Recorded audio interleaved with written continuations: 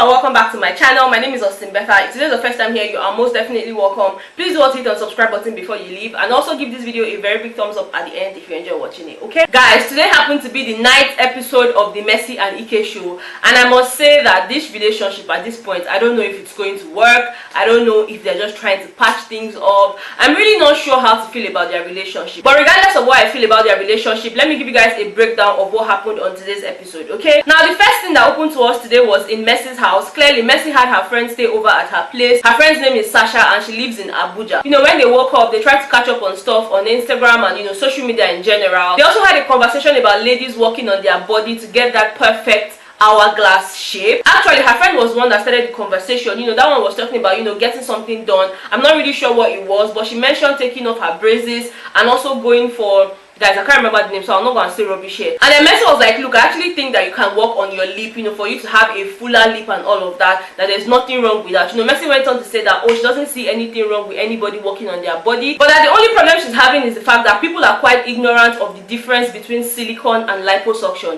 To her, there's really nothing wrong with working on your body. In fact, she mentioned that she might even go for a lip job, you know, just to have a fuller lip and all of that. And her friend was like, look, you don't need all these things. Your lip is fine. You know, we're the ones that should be talking about going to work on our lip. Your lip is fine. Even if you want to open your makeup line and all of that, you don't need to do all of those things because your lip is perfect. Next up was Ike having a meeting with his business partner. You know, they talked at length about the ice cream collection. You know, his business partner mentioned to him that the business name had been registered with the CAC and all they have to work on now is, you know, the accounting and all of that stuff. You know, for Ike, he feels like him selling clothes is a surprise to him because he never for once imagined that he was ever going to sell clothes. But he came back to Nigeria and this opportunity opened to him, so who is he to say no? I mean, if there's one thing I know for sure, in Nigeria, there's always a room for any and every kind of business. Even if you're someone who has never done it before, once the opportunity comes, you would definitely want to grab it. And I feel like that's the same thing that's happening to Ike right now. Moving on from that, we actually went back to Mercy's house, and this time around, it was a surprise from her friends. Okay, look, for the longest time, Mercy had always talked about getting a new car and all of that, but she had always complained about how pricey the car was and all, the particular car that she actually wanted. Now, her lawyer decided to negotiate with the car brand,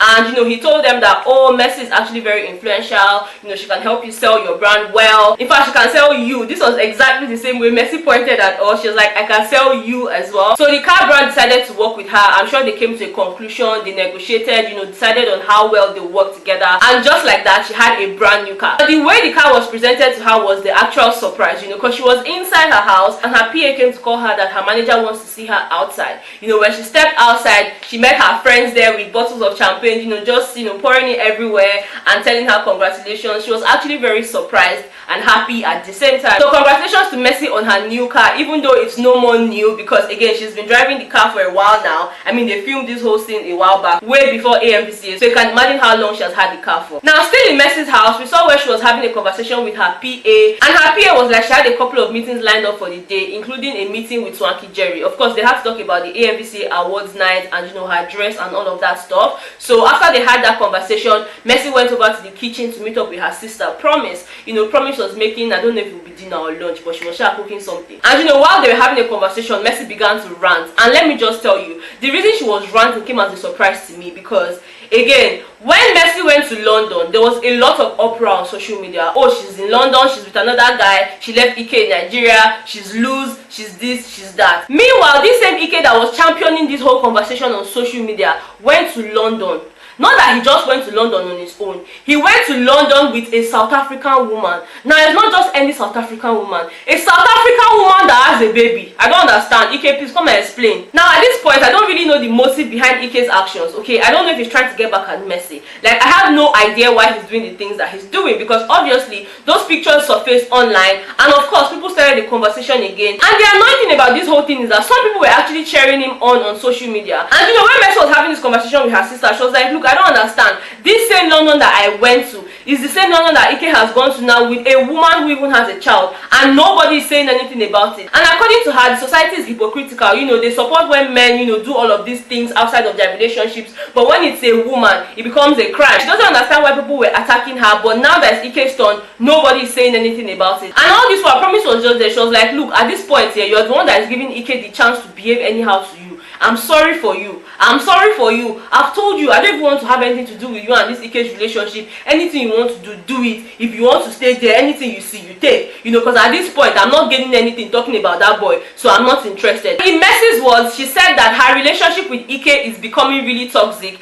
and that at this point, she's willing to let it go. And Promise was like, good for you. Good for you. Now, Mercy now said that she's going to let everybody see Ike for who he truly is, you know, because he's always coming on social media to act like one saint, you know, he doesn't have any crime, he doesn't do anything wrong. Meanwhile, he's the one that has not just one girlfriend, not two girlfriends, not three girlfriends. You know, that people always just ignore whatever it is that Ike does and they always come back to her and attack her, and she doesn't really understand why people keep doing that to her. Now, the next thing that opened to us was the meeting Ike had with Bbnaija, you know, and one of his other friends, I think his business partner. You know, they met up at a bar, and of course, when Bbnaija stepped into the bar, you know, Ike went to say hello, and she's like, no, don't touch me, don't touch me. She popped out her sanitizer and gave it to Ike to use it first and everything.